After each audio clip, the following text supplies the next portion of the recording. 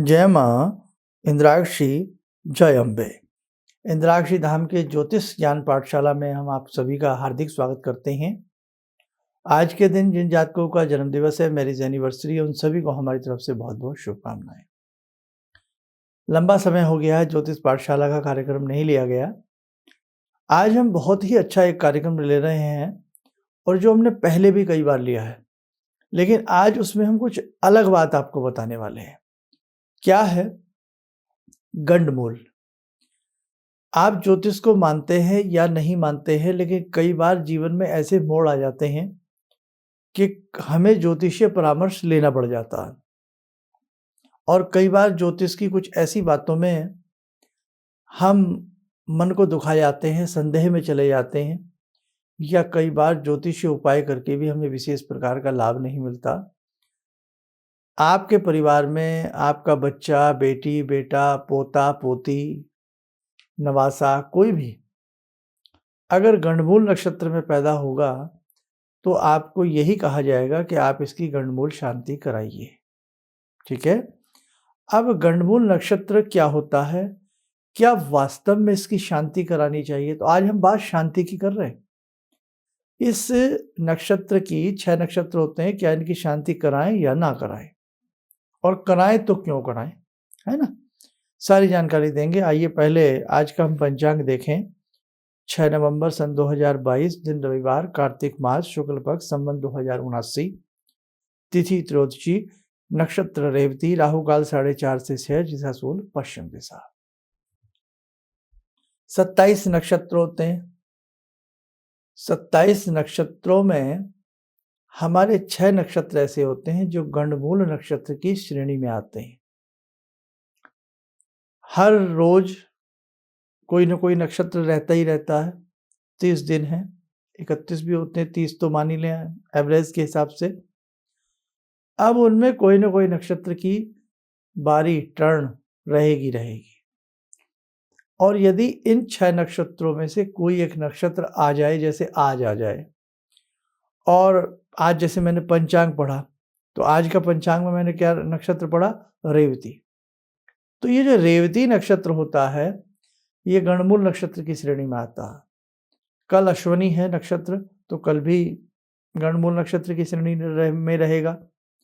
कहने का मतलब, अगर जिस दिन ये नक्षत्र हो उस दिन जन्मे जातक गंडमूल नक्षत्र की श्रेणी में आते हैं, उन जातकों की शांति कराई जाती है उन नक्षत्रों के निमित्त।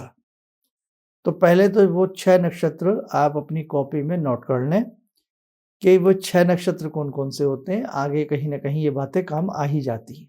लिखें वो 6 नक्षत्र जो गंडमूल नक्षत्र की श्रेणी में आते हैं। लिखें अश्वनी, आश्लेषा, मघा, ज्येष्ठा, मूल और रेवती। ये 6 नक्षत्र ऐसे हैं, इनमें जन्मा जातक गंडमूल नक्षत्र की श्रेणी में आता है। बहुत लोग इस नक्षत्र में जन्म लेने वाले विद्वान होते हैं, बहुत अच्छी उनके जीवन में तरक्की आती है, लेकिन कई बार भाई एक्सपीरियंस का अभाव हो तो हमें बहुत डरा दिया जाता है कि अरे गंडमूल नक्षत्र में है, ये तो ये हो जाएगा। देखो भाई, ये नक्षत्र तो बल्कि मैंने अपने अध्ययन में ऐसा पाया है, बहुत ही अच्छे ये नक्षत्र होते हैं। इनमें जन्मा जातक विद्वान होता है या आगे बहुत बड़ी तरक्की करता है। लेकिन आप में से कुछ ऐसे भी कह सकते हैं कि मेरे बेटे ने इस नक्षत्र में जन्म लिया, तरक्की नहीं कर पाया। महानक्षत्र की बात नहीं है, आप उसकी कुंडली के ग्रह भी देखिए, उसकी कुंडली के ग्रह क्या कह रहे हैं। अब ग्रह भी अच्छे हों और जन्मा इन नक्षत्रों में हो तो बहुत अच्छा रहेगा।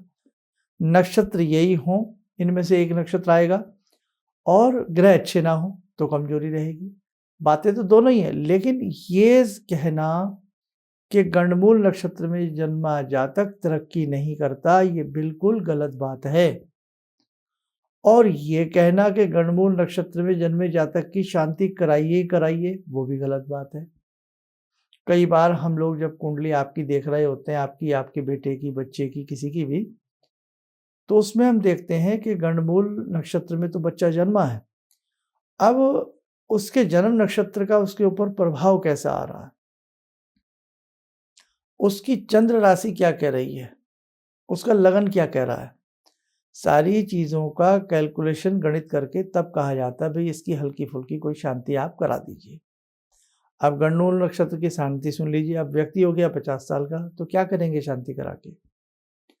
ये शांति जब बच्चा जन्म लेता है या तो उसके 27वें दिन कराई जाती है। 27वें दिन, जैसे आज बच्चा जन्मा तो आज से 27वें दिन वही नक्षत्र घूम फिर के आ जाता है जिसमें बच्चा जन्म लेता है।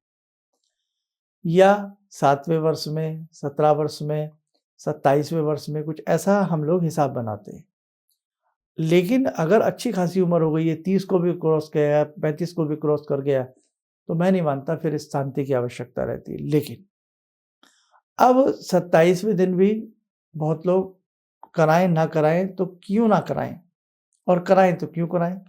अगर आपके यहाँ सबसे पहले वो लोग सुन लें जिन लोगों के घरों में ये बातें होती हों जो बताने वाला हूँ, वहाँ आपको गणमूल नक्षत्र की शांति की कोई ऐसी विशेष आवश्यकता नहीं होगी।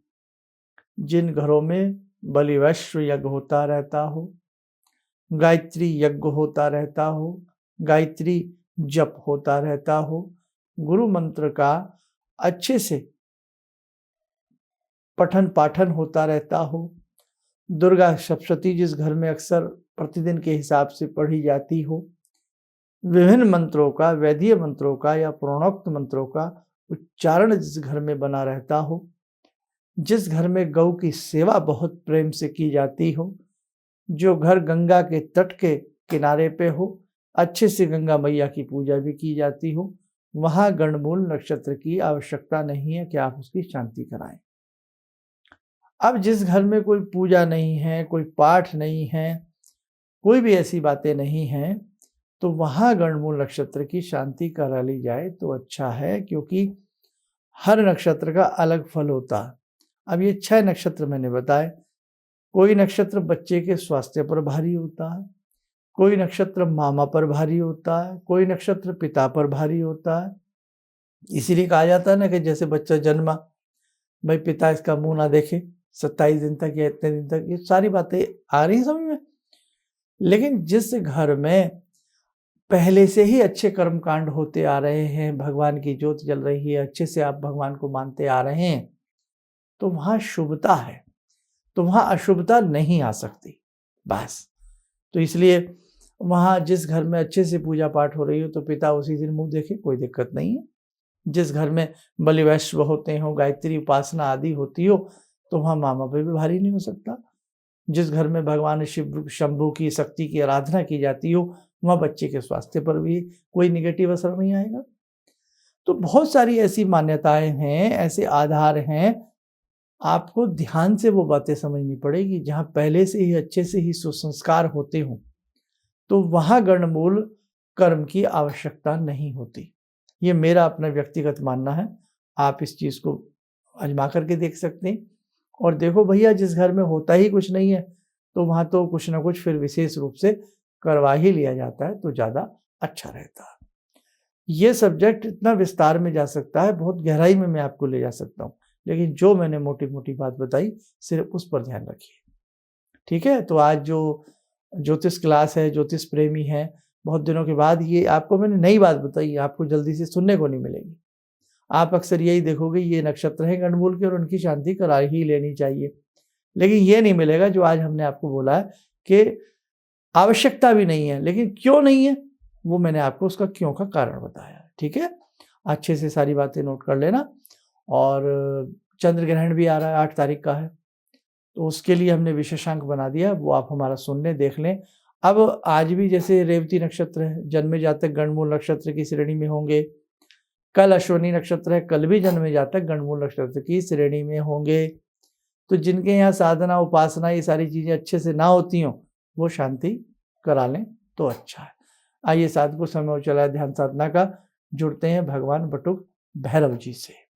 ओम करकलित कपाला कुंडली दंडपाणी स्तरुण तिमिर नीलो व्याल यज्ञोपवीते क्रतु समय सपर्याद विघ्न विच्छेद हेतुर जयति बटुकनाथा सिद्धिदा साधकानां जयति बटुकनाथा सिद्धिदा साधकानां ॐ देव्यराज्यसेव्यमान पावनाग्रिपङ्कजं व्यालयज्ञसूत्रमिन्दुशेखरं कृपाकरं नारदादियोगवृन्दिवन्दितं दिगम्बरं काशिकापुरादिनाथ कालभैरवं भजे भानुकोटिभास्वरं भवाब्दितारकं परं नीलकण्ठमीप्सितार्थदायकं त्रिलोचनं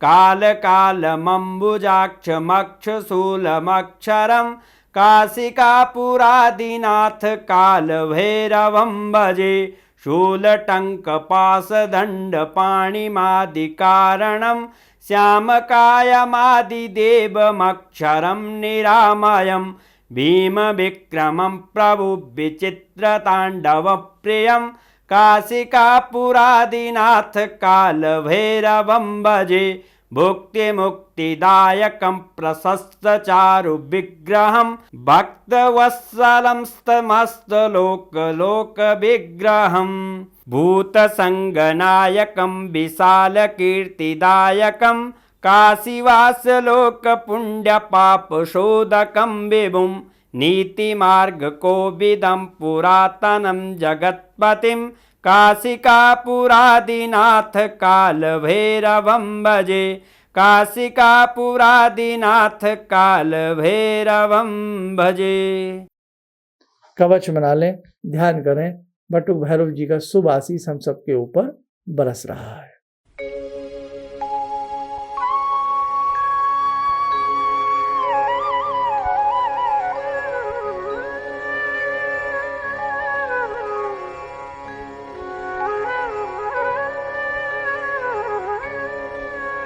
ओम बोलते हुए नेत्र खोलें, सामान्य हो जाए। और हमने जैसे दिल्ली में बहुत लोग हमारे शिविर का इंतजार कर रहे हैं, आध्यात्मिक महापूजन कब करें, कैसे करें। हम बहुत सारी नई नई चीज़ें अपने इस कार्यक्रम में लाने वाले हैं और आप ऐसे ही जुड़े रहिएगा। और हम आपको बस एक ही चीज़ हम आपसे चाहते हैं कि जो भी इस प्रकार के हम वीडियो बनाते हैं, जैसे आज था ये गणमूल का, एक तरह से अवेयरनेस कि भाई बहुत लोग डर ही ना जाएं कि गणमूल में बच्चा जन्मा है तो शांति कराओ, हमारी बेटी बेटा मांगलिक है तो ये कराओ। इस पे भी सब्जेक्ट ले लेंगे एक दिन, तो या कल ही इसके ऊपर भी बता देते हैं कि मांगलिक है तो क्या मांगलिक की शांति होती है, मांगलिक से क्या डरने की आवश्यकता होती है। कल का कार्यक्रम जरूर सुन लेना। तो ऐसे जितने भी हमारे कार्यक्रम होते हैं, मेरी आपसे यही एक प्रार्थना है कि उन्हें आप शेयर कीजिए। आप चाहे फेसबुक पे देख रहे हैं, यूट्यूब पे देख रहे हैं, अधिक से अधिक अपने मित्रगण तक, परिवारजन तक, जनता तक ऐसे कार्यक्रम आप पहुंचाया करें। आप स्वस्थ रहें, सुखी रहें। इन्हीं शुभकामनाओं के साथ हम अपनी वाणी को विराम देते हैं। जय जय अम्बे। जिंदगी के इस प्रवाह में तमाम लोग डिप्रेशन के इस हालात से गुजर रहे हैं। सफलता असफलता अपनी जगह की बात है, लेकिन पता नहीं कितने सारे लोगों को इन्होंने डिप्रेशन से उबारा है, नया मोटिवेशन दिया है काम का। इनका जो एक अनुभव था कि एक मेरी बातें इनसे लगातार कभी कभार हो जाया करती हैं। एक दिन मेरी बात हो रही थी, अचानक इन्होंने प्रश्न किया कि क्या आपके यहाँ कौवे आ रहे हैं। मैं बहुत तेज चौंका। करीब 4-5 दिनों से कौवों का झुंड मेरे घर पे मंडरा था। तो मैं यही सोचने परेशान था, ये शुभ है अशुभ है, क्या चीज़ है। तो मैंने प्रश्न किया कि क्या मैंने आपको बताया कि मेरे घर में कौवे आ रहे हैं। कहने नहीं, मुझको दिखाई पड़ रहा है। तो कुछ तो अलौकिक है इनमें। दूसरा क्या, जो इनका उद्देश्य है, जब महाकुंभ में आए थे, मेरी इनसे वार्ता हुई तो मैंने इनका उद्देश्य जानना चाहा कि किस उद्देश्य के लिए आप काम कर रहे हैं। तो जो उद्देश्य उन्होंने मुझको बताया, मैं मन से इनके उद्देश्य के साथ जुड़ गया। इनके साथ तो जुड़ा था ही, अब इनके उद्देश्य के साथ भी हूँ मैं। किसी भी समस्या के समाधान के लिए मिले प्रसिद्ध हस्तरेखा एवं वास्तु विशेषज्ञ प्रोफेसर धर्मेंद्र शर्मा जी से। नोट: शिविर में भाग लेने हेतु एवं व्यक्तिगत रूप से मिलने के लिए कॉल करने का समय सुबह 10 बजे से शाम 6 बजे तक। हमारे विभिन्न ज्ञानवर्धक कार्यक्रम देखने के लिए आप हमें अभी सब्सक्राइब करें, बेल आइकन को प्रेस करें ताकि आप देख सकें हमारा कार्यक्रम सबसे पहले। और अधिक जानकारी के लिए फेसबुक पेज को लाइक करना न भूलें।